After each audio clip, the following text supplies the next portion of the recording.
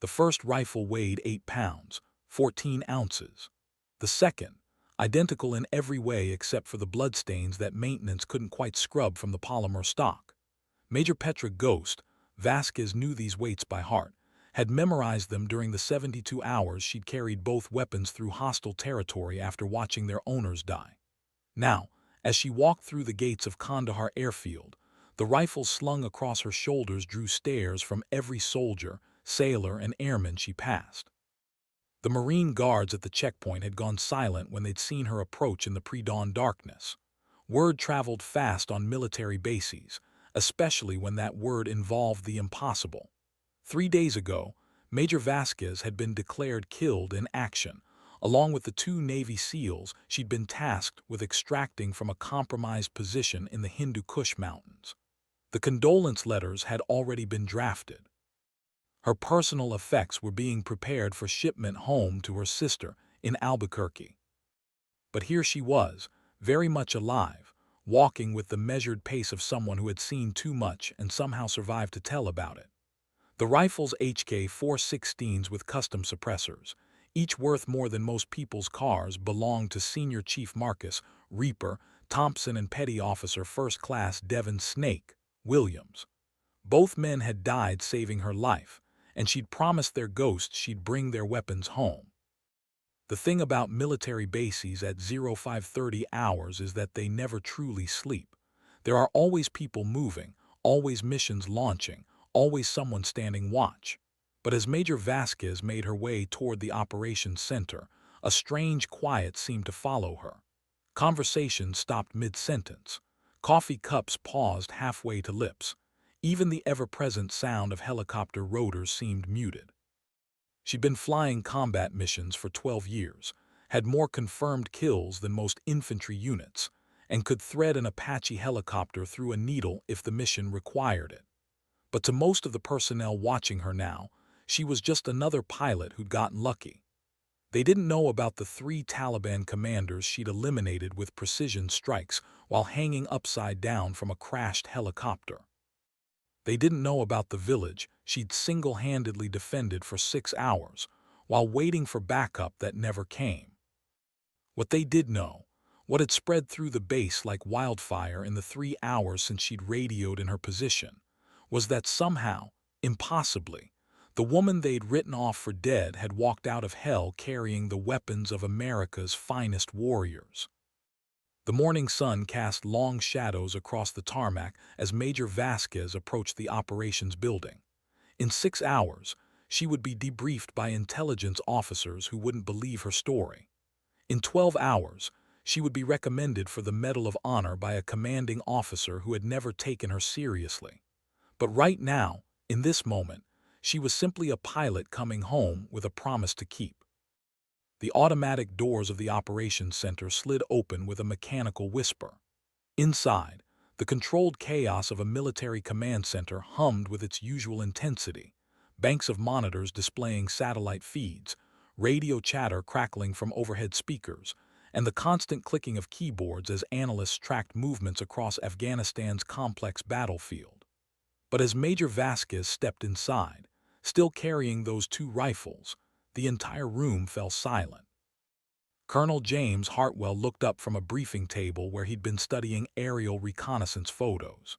His weathered face, carved by 26 years of military service, registered first confusion, then recognition, then something approaching awe. 3 days ago, he'd personally signed off on the mission that was supposed to have killed the woman now standing in his operations center. "Major Vasquez," he said, his voice cutting through the silence like a blade, "I believe we need to talk. The thing about being declared dead is that it gives you a peculiar kind of freedom." For 72 hours, Major Petra Vasquez had existed in a space between worlds, not quite alive in the official sense, but very much breathing, fighting, and surviving in the mountains of Afghanistan. She'd watched 2 of America's most elite warriors die protecting her, had made promises to their still warm bodies, and had somehow found the strength to honor those promises. Now, standing in the operations center with every eye in the room fixed on her, she felt the weight of more than just the rifles she carried. The weight of survival when others had died. The weight of being underestimated by men who saw her gender before they saw her service record. The weight of knowing that what had happened in those mountains would change everything, not just for her, but for everyone who had written her off as just another pilot who'd gotten in over her head. Colonel Hartwell gestured toward his private office, a glass-walled cube that offered privacy without completely cutting off the occupants from the controlled chaos of the operations floor. As they walked, Major Vasquez could feel the stares following her. Some were curious, some were impressed, but too many still carried that familiar note of skepticism she'd grown accustomed to throughout her career. The office door closed behind them with a soft click, immediately cutting off the ambient noise of the operations center. Colonel Hartwell moved to his desk but didn't sit, instead leaning against it with his arms crossed. His eyes never left the rifles she still carried. "Those belonged to Thompson and Williams," he said. "It wasn't a question." "Yes, sir." Her voice was steady, professional, but there was something underneath it, a hardness that hadn't been there 3 days ago. The mission was supposed to be simple: extract 2 SEALs from a compromised position, bring them home safe. Colonel Hartwell picked up a folder from his desk, the kind of manila envelope that held classified briefings. "Instead, we lost radio contact with all 3 of you 47 minutes after insertion. Search and rescue found wreckage from your helicopter scattered across a valley floor. No bodies, but enough blood and debris that we assumed." He trailed off. "That we were all dead." Major Vasquez shifted the rifles slightly, adjusting their weight across her shoulders. The movement was automatic, practiced, the gesture of someone who had carried heavy burdens for a long time. In the 3 hours since she'd made radio contact, announcing her impossible survival, Colonel Hartwell had been trying to piece together what had happened in those mountains. The official story was clean, simple. Helicopter went down. Crew presumed killed, case closed. But the woman standing in his office, very much alive and carrying weapons that belonged to dead SEALs, complicated that story in ways that made his head spin. The morning sun streaming through the office windows caught the insignia on her flight suit, the silver wings of an Army aviator, the patches denoting combat tour, the subtle indicators of a career spent in harm's way. Colonel Hartwell had seen her personnel file, knew her qualifications on paper, but like too many of his fellow officers, he'd never quite taken her seriously. She was competent, sure, but how dangerous could one pilot really be? That perception was about to change in ways none of them could imagine. The debriefing room was sterile in the way that only military spaces could be: white walls, fluorescent lighting, and a metal table surrounded by uncomfortable chairs. Major Vasquez sat at one end, the 2 rifles now lying carefully on the table before her, their matte black finish somehow managing to absorb the harsh overhead light. Across from her sat Colonel Hartwell, an intelligence officer whose name she hadn't caught, and Captain Rodriguez from the 160th Special Operations Aviation Regiment. "Let's start from the beginning," the intelligence officer said, his pen poised over a yellow legal pad. "Mission briefing was at 400 hours, 3 days ago. You were tasked with extracting Senior Chief Thompson and Petty Officer Williams from a position approximately 15 kilometers northeast of here." Major Vasquez nodded. Simple extraction. They'd completed their reconnaissance mission but had enemy contact. Needed immediate exfiltration from a hot landing zone. The details of the mission briefing came back in sharp focus. 2 Navy SEALs, part of a larger intelligence-gathering operation, had been compromised while observing Taliban movement patterns in the mountains. The enemy knew they were there, was actively hunting them, and their only hope was a helicopter extraction under cover of darkness. The landing zone was designated Alpha 7, a clearing approximately 200 meters from their position, she continued. Weather was clear, minimal wind, good visibility. Textbook conditions for a night extraction. Captain Rodriguez leaned forward. He'd flown similar missions, knew the complexities involved in pulling friendly forces out of hostile territory while under fire. What aircraft were you flying? A 60 Black Hawk, tail number 87-24673. Standard configuration, M2 40-door guns, flare countermeasures. The numbers came automatically, the kind of detailed recall that separated professional aviators from weekend pilots. I had Sergeant First Class Martinez as my crew chief, Staff Sergeant Park as my co-pilot. The intelligence officer made notes. Both Martinez and Park were recovered from the crash site, killed on impact, according to the forensics team. For the first time since entering the room, Major Vasquez's professional composure cracked slightly. Martinez had been her crew chief for 8 months, a 22-year-old kid from Houston who planned to use his GI benefits to study engineering after his deployment. Park was 31, married, with twin daughters he'd never stopped talking about. They died in the first 30 seconds of what would become a 3-day ordeal. The approach to Alpha 7 was routine, she said, her voice carefully controlled. We came in fast and low, standard nap-of-the-earth flight profile to avoid detection. The SEALs were supposed to be waiting at the tree line, ready for immediate pickup. Colonel Hartwell studied her face, but they weren't there. No, sir. The LZ was empty. No infrared strobes, no radio contact. We held position for approximately 2 minutes, then received small arms fire from multiple positions. The memory played out in her mind like a movie she'd watched too many times. The enemy had been waiting for us. It was a classic ambush. The Taliban had captured the SEALs' radio frequencies, had been monitoring their communications, and had set up a killing field around the extraction point. The helicopter had flown directly into a trap that should have killed everyone aboard. But it hadn't, and the story of why would challenge everything these officers thought they knew about combat, survival, and the woman sitting across from them. The first rocket-propelled grenade had missed the Black Hawk by less than 10 feet, its white-hot exhaust trail cutting through the darkness like a deadly meteor. Major Vasquez had reacted instinctively, throwing the helicopter into a violent evasive maneuver that pressed everyone aboard against their restraints with crushing force. The second RPG didn't miss. Impact was on the tail boom, approximately 6 feet forward of the tail rotor assembly, she recounted, her voice maintaining that clinical precision pilots use to describe catastrophic events. We lost tail rotor authority immediately, entered an uncontrolled spin. The intelligence officer looked up from his notes. How long from impact to ground contact? 47 seconds. The number was burned into her memory. 47 seconds to watch the ground rush up through the windscreen, to hear Martinez screaming over the intercom, to realize that in less than a minute she would either be dead or wishing she was.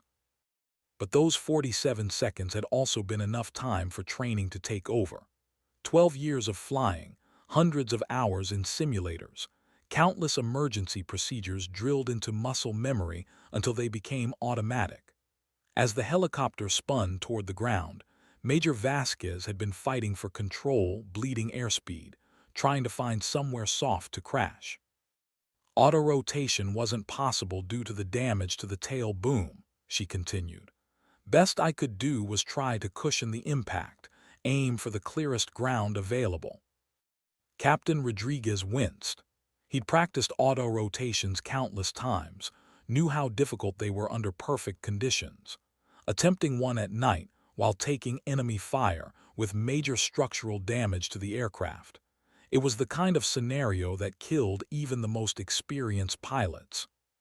The crash had been spectacular in the way that only helicopter crashes could be. Unlike fixed-wing aircraft, which could sometimes glide to relatively gentle landings, helicopters fell like rocks when their complex systems failed. The Black Hawk had hit the rocky ground with the force of a meteor, the fuselage crumpling like an aluminum can as rotor blades snapped and flew in all directions. Martinez and Park were killed instantly, Major Vasquez said, and for just a moment her professional mask slipped. These weren't just names in a report. They were people she'd flown with, trusted, depended on. I was unconscious for approximately 20 minutes. When I came to, the aircraft was on fire and I could hear enemy voices approaching. She'd awakened to a world of pain and smoke, her left shoulder dislocated, her head pounding from a concussion that would plague her for the next 3 days. The helicopter's cabin was filling with acrid smoke from burning insulation and hydraulic fluid, and through the cracked windscreen she could see flashlight beams dancing in the darkness as Taliban fighters closed in to investigate their kill. That was when she'd heard the gunfire from the ridgeline above, the distinctive crack of American rifles engaging enemy targets. Thompson and Williams, the two SEALs she'd come to extract, were still alive and fighting, and they were moving toward the crash site. In her damaged state, with enemy fighters closing in and her aircraft burning around her, Major Vasquez had made a decision that would define the next 72 hours of her life. She was going to survive, and she was going to help those SEALs complete their mission. The first thing she'd grabbed from the burning helicopter wasn't her survival radio or her medical kit. It was her sidearm, a Sig Sauer P320 with 3 spare magazines, and the crew-served weapon that Martinez would never fire again. Senior Chief Marcus, Reaper, Thompson had earned his call sign during his 3rd deployment to Afghanistan, when he'd eliminated 7 Taliban fighters with 7 precisely placed shots from a distance that should have been impossible with the equipment he was carrying. He was 34 years old, had been married to his high school sweetheart for 12 years, and could thread a bullet through a keyhole at 300 meters in complete darkness. When he'd seen the helicopter go down, his first instinct had been to move toward the crash site. His training told him to establish a defensive perimeter, assess the situation, and call for backup. But his warrior's heart told him that someone might still be alive in that burning aircraft, and every second counted. Petty Officer First Class Devon "Snake" Williams had gotten his call sign for an entirely different reason: his ability to move through hostile territory without making a sound, to appear and disappear like smoke, to strike when enemies least expected it. At 27, he was the youngest member of his SEAL team, but his reputation for stealth and precision had made him invaluable for reconnaissance missions. Both men had been compromised for 6 hours before the helicopter arrived, had been playing a deadly game of cat and mouse with Taliban fighters who knew they were in the area, but couldn't pin down their exact location. The helicopter crash had eliminated any possibility of a quiet extraction, but it had also created an opportunity. I could see muzzle flashes from approximately 400 meters up the ridgeline. Major Vasquez continued her debriefing. 2 distinct positions, engaging multiple targets. The SEALs were covering each other, moving toward my position. The intelligence officer made another note. How many enemy fighters were you facing? Initial count was 12 to 15, based on radio chatter we intercepted. The numbers were precise, professional, but they didn't convey the reality of being outnumbered 6 to 1 by fighters who knew the terrain intimately and had been preparing for this engagement for hours. Colonel Hartwell studied the rifles still lying on the table. Both weapons bore the scars of combat, scratches in the finish, dents in the metal, the subtle signs of hard use in harsh conditions.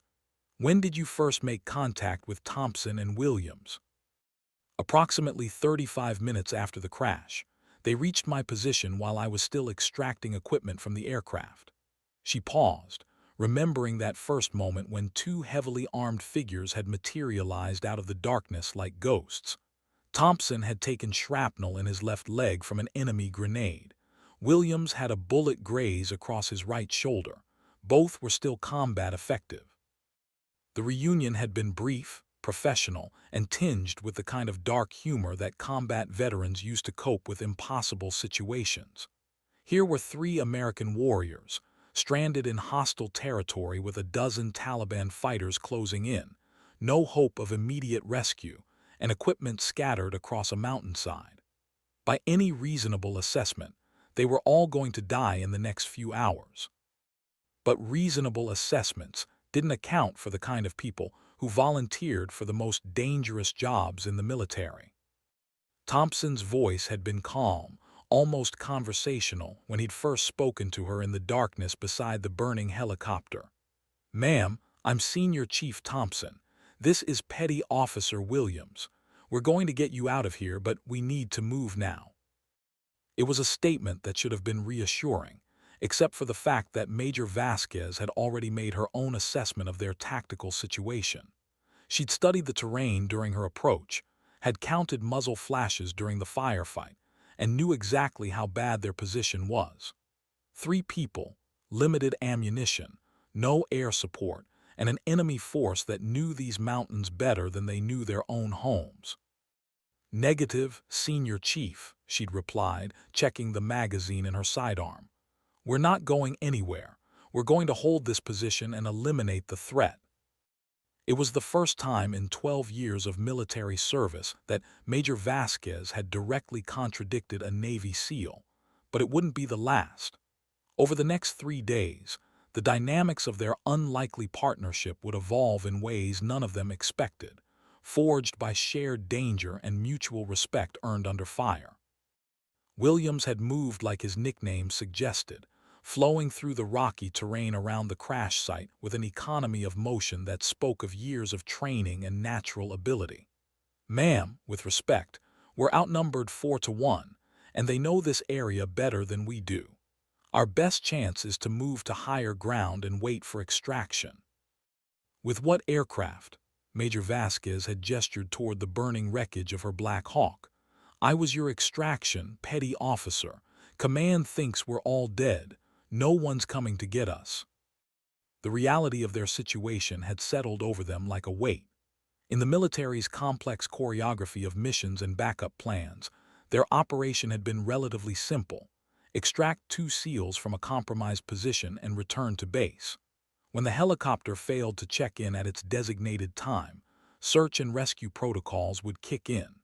But those protocols assumed that there might be survivors to rescue, and the wreckage scattered across the valley floor told a different story. Thompson had keyed his radio, attempting to reach any friendly forces on their frequency. The response was static, punctuated by the distant chatter of enemy fighters coordinating their search patterns. "Ghost, this is Reaper. We're going to have to fight our way out." It was the first time either of the SEALs had used her call sign, and something about the way Thompson said it, with the same professional respect he'd show any other warrior, had marked a shift in their relationship. She wasn't just a pilot who'd gotten them into this mess. She was a fellow combatant, someone who could be trusted to hold her own in a fight. The plan they developed in those first desperate minutes was simple in concept, complex in execution. They would establish defensive positions around the helicopter crash site, use the terrain to their advantage, and systematically eliminate the Taliban fighters who were hunting them. It wasn't a plan designed for survival. It was a plan designed to take as many of the enemy with them as possible before the inevitable end. But as the night wore on and the body count began to mount, something unexpected happened. They started winning.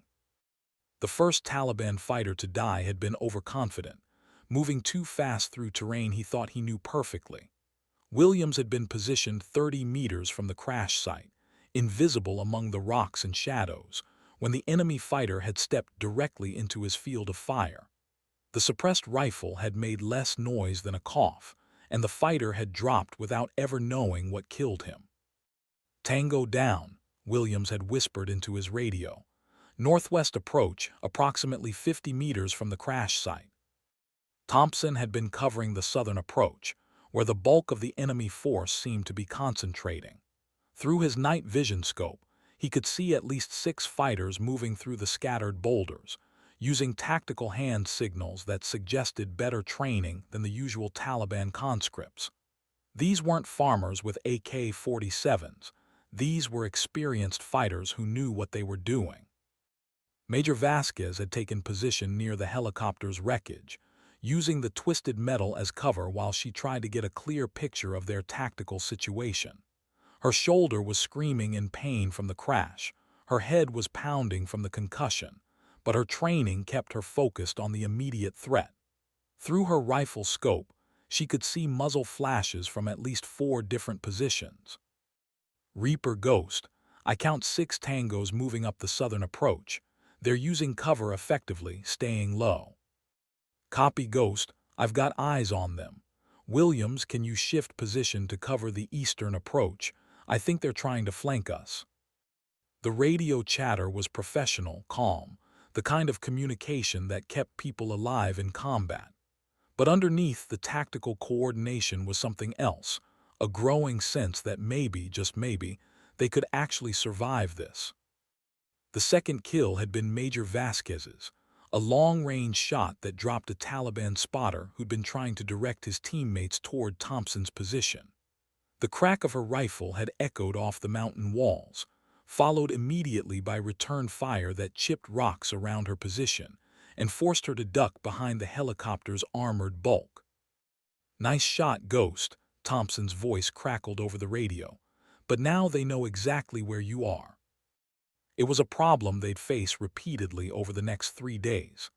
Every time they fired, they gave away their positions and drew return fire from an enemy that seemed to have unlimited ammunition and intimate knowledge of the terrain.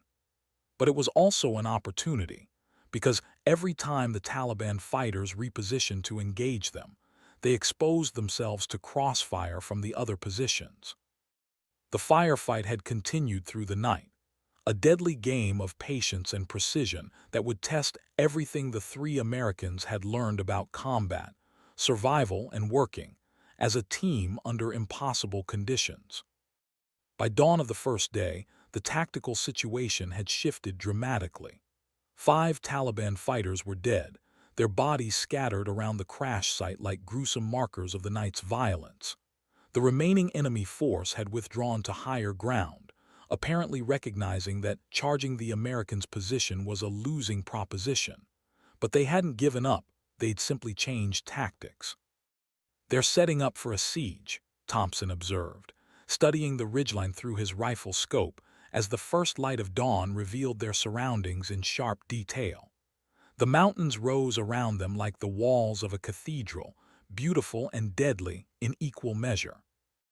The crash site was in a shallow valley, surrounded by rocky slopes that provided excellent cover for anyone trying to control the high ground. The Taliban fighters had repositioned themselves at choke points along the possible escape routes, turning the Americans' temporary refuge into a prison. Williams had used the pre-dawn darkness to conduct a reconnaissance patrol, moving silently through the rocks to assess their options. What he'd found wasn't encouraging. "Ma'am, Senior Chief, we've got at least 8 tangos on the high ground, probably more. They've got clear fields of fire on every approach to this position." Major Vasquez had spent the night learning hard lessons about ground combat that her aviation training had only touched on.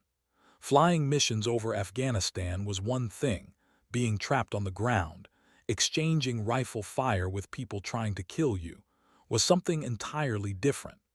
Her respect for infantry soldiers, for people who chose to fight their wars face to face, had grown exponentially with each passing hour. The helicopter's wreckage provided some protection, but it was also a liability. The fuel hadn't completely burned off in the crash, and stray bullets could easily ignite the remaining aviation gas and turn their shelter into an inferno.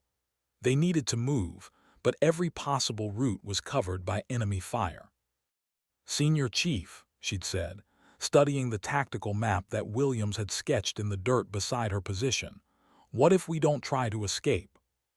Thompson had looked up from cleaning his rifle, a maintenance ritual that he performed with the kind of precision that only came from years of practice. "Ma'am, they're expecting us to run. Every Taliban fighter in these mountains is probably moving into position to cut off our escape routes. But what if we stay and fight?"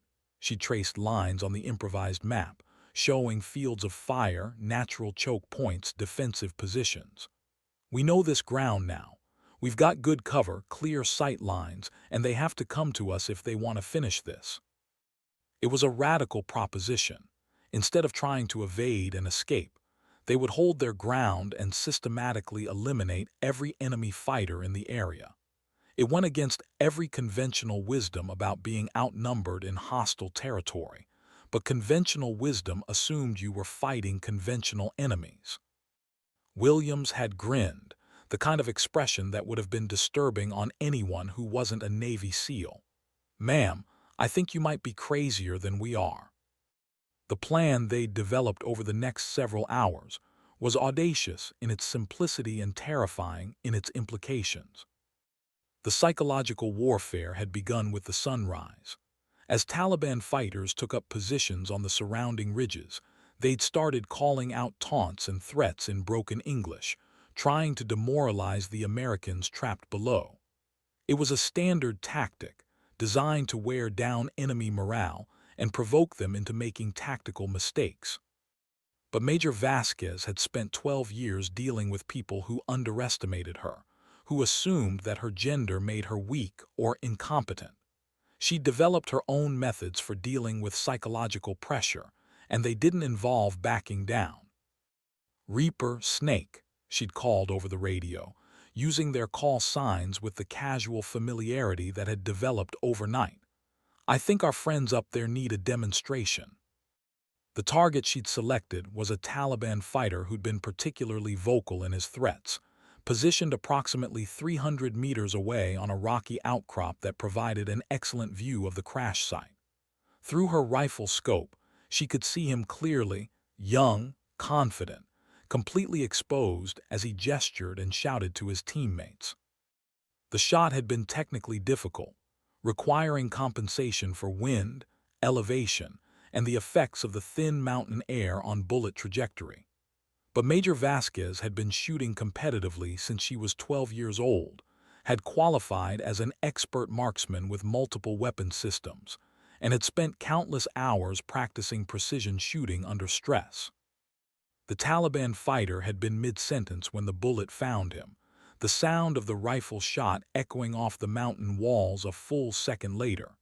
He dropped instantly, his boastful threats cut off as definitively as if someone had flipped a switch. The silence that followed had been profound, broken only by the wind whistling through the rocks and the distant cry of a hawk circling overhead.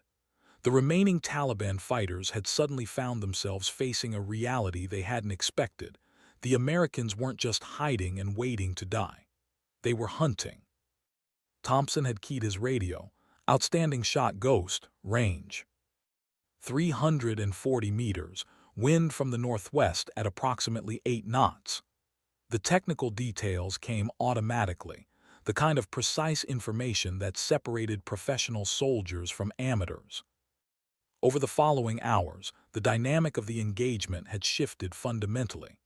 Instead of the Taliban hunters closing in on trapped prey, the Americans had become the aggressors, systematically eliminating targets of opportunity while maintaining their defensive positions. It was a masterclass in small unit tactics, improvised under the worst possible conditions by 3 people who'd never worked together before. But it was also something more personal. With each successful engagement, with each tactical victory, the artificial barriers between a female pilot and 2 male SEALs had continued to erode. They were no longer representatives of different military branches or gender roles. They were warriors, united by shared danger and mutual respect earned under fire.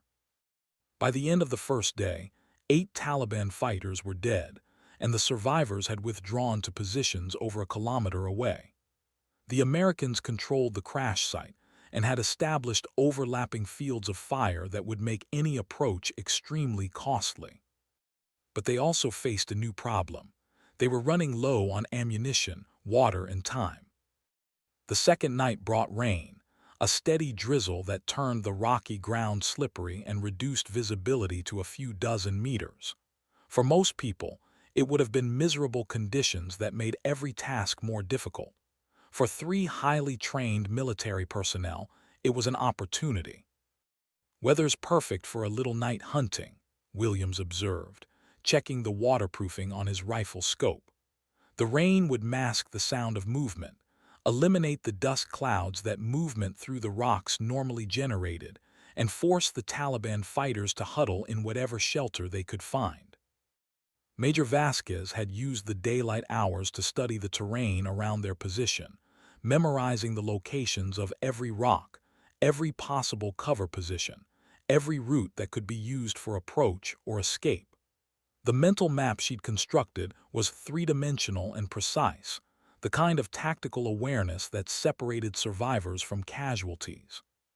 Thompson had been monitoring enemy radio chatter throughout the day, using a captured Taliban radio to eavesdrop on their communications. What he'd learned wasn't encouraging. Reinforcements were en route, including fighters with more sophisticated weapons and possibly shoulder-fired missiles. If they were going to break out of their current position, it had to be soon. "How many rounds do we have left?" Major Vasquez asked, conducting an inventory of their remaining ammunition. Thompson counted magazines. "I've got 4 full mags plus a partial, Williams. 3.5 magazines for the rifle, 2 for my sidearm."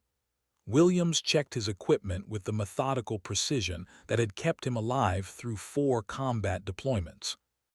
Major Vasquez looked at her own supplies. 2 magazines for the rifle, 3 for the pistol, plus whatever we can recover from the helicopter. It wasn't much, but it would have to be enough. The plan they developed was aggressive and risky, but it played to their strengths while exploiting the enemy's weaknesses.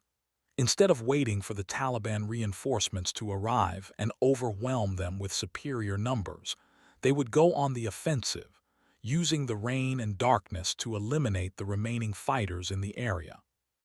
"We move in 30 minutes, Thompson announced, synchronizing watches with military precision. "Ghost, you'll provide overwatch from the crash site. Snake and I will move to eliminate the positions on the eastern ridge." It was the first time they'd operated with Major Vasquez in a supporting rather than equal role, but it made tactical sense. Her concussion was still affecting her balance and coordination, making her less effective for close-quarters movement. But her shooting skills were unimpaired, and her elevated position at the crash site would give her excellent lines of sight for covering fire. As Thompson and Williams prepared for their movement, checking weapons and equipment with ritualistic care, Major Vasquez found herself thinking about the families these men would leave behind if they didn't survive the next few hours. Thompson's wife and 2 children in Virginia Beach, Williams' parents and younger sister in Colorado, people who were probably already receiving official notifications that their loved ones were missing in action. But then she stopped herself, pushing aside thoughts that served no tactical purpose. Dwelling on consequences was a luxury they couldn't afford.